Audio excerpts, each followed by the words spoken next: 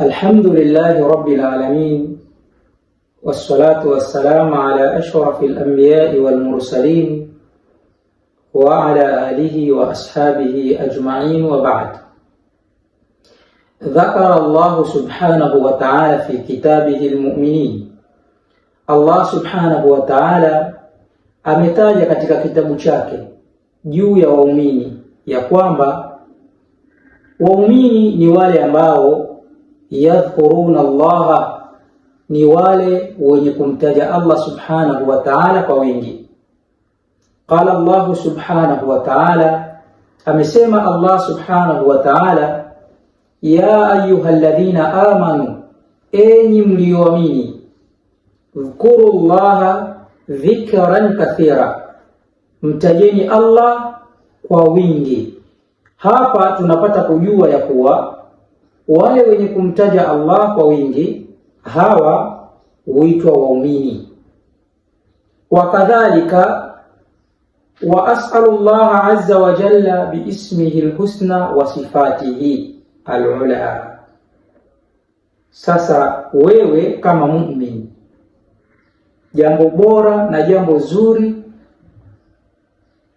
pale unapotaka kumuomba Allah subhanahu wa ta'ala, mathalan unataka mfano dua yako ikubaliwe kwa haraka yani, ama unataka jambo lako likubaliwe kwa haraka, tumia majina ya Allah miongoni, kwa sababu majina ya Allah yako zaidi ya 99.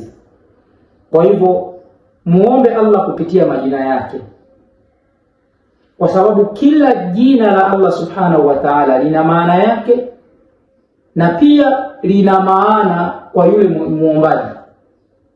Unataka kumuomba Allah riziki, tumia jina kadhaa. Unataka kumuomba Allah ukubwa, tumia jina kadhaa. Unataka kumuomba Allah akusahalishie mambo yako, tumia jina kadhaa. Unataka umshtakie Allah juu ya dhulma uliofanyiwa, tumia jina kadhaa. Leo nitakufunza namna ya kumuomba Allah kupitia jina lake na dua yako ikakubaliwa kwa haraka. Nayo ni kusema tumia hili jina Ar-Razzaq. Ar-Razzaq, hilo jina Ar-Razzaq maana yake mwenye kuruzuku. Kwa hiyo kwa sababu wewe ni muombaji na Allah ndiye unayemuomba, utawekea ya, kwa maana ya Razzaq. Ya maana yake ya unida, kwa maana ewe, sawa?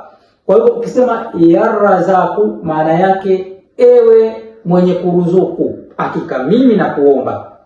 Unaona? Kwa hiyo utasema ya Razzaq, ewe mwenye kuruzuku. Vipi? Ndio sasa unaomba kile unachokitaka ukiomba kwa lugha yoyote, kama ni kwa lugha ya Kiarabu, kama kwa lugha ya Kiswahili na lugha nyingine. Utasema ya Razzaq kwa idadi unayoweza. Hiyo haiendi sawa na mara 100 uwezo wako. Unaweza mara 1, mara 2, mara 3, ila inapendeza kutaja kwa wingi. Kwa utasema ya Razzaq. Ya Razzaq maana yake ewe mwenye kuruzuku. Ya Razzaq, ya Razzaq, ya Razzaq, ya Razzaq. Baada ya hapo muombe Mwenyezi Mungu, ewe mwenye kuruzuku, naomba niruzuku mimi riziki zangu. Ewe mwenye kuruzuku, naomba sahalisha mambo yangu. Ewe mwenye kuruzuku, ewe mwenye kuruzuku, ewe mwenye kuruzuku, fanya hiki na kuomba ewe Mola wangu. Kwa hivyo kwa namna hiyo Allah subhanahu wa ta'ala ataikubali dua yako hiyo kwa haraka, kwa sababu utakuwa umetanguliza jina miongoni mwa majina yake. Kama umeelewa, andika neno insha Allah kwenye comment, share video hii kwa watu unaoweza, na Allah atakulipa. Usisahau kusubscribe. Shukrani sana.